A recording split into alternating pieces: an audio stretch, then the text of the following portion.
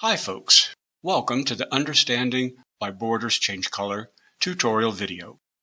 As you know, there are specific circumstances when the borders of the translation field change color. And in this video, I'm going to explain why. First of all, let's open Translator's Office and then sit. Next, click on Open a Job, then choose Rede Nacional de Geração de Energia. Next, I'll choose the project, RED 2021. And finally, this job, Sistema de Combate Incêndio Docs. This brings us to the JBWO translation page, the job being worked on page. Let's start translating segment 1. I'm going to click inside the translation field to get into the edit mode. Notice that the border of the field turned blue as soon as I clicked on it. This means you're working in it. Now, I'll translate the segment. Okay, segment translated. Now I want to save it. I'll click on Save Translated Segment. The border turned green, meaning it's been saved. Important reminder, make sure to save the segment you're working on, even if you haven't finished translating it. Since the system can't tell whether the segment has been fully translated, it's up to you to make sure it is. Ideally, you should finish translating the segment you're working on before calling it a day.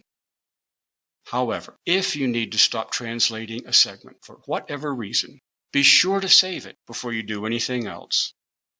The second step is to ask SIT to remember this segment so you can go back and finish it later on. Just click on Earmark this segment. Folks, this is a very useful function.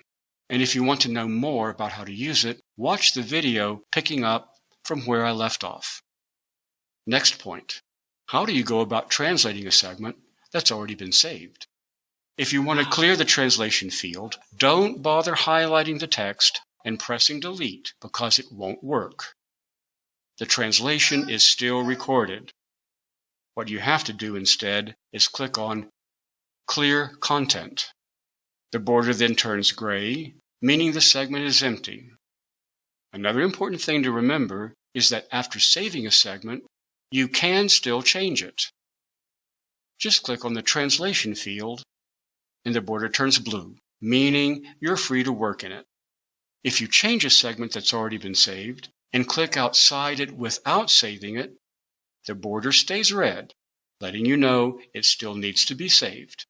If you click inside a segment that's already been saved, but you don't make any changes, the border goes back to green when you click outside the segment, meaning it's been saved. One more thing. If at any time you're looking for fast answers to your questions and you don't feel like referring back to the videos, click on More and then on Quick Find.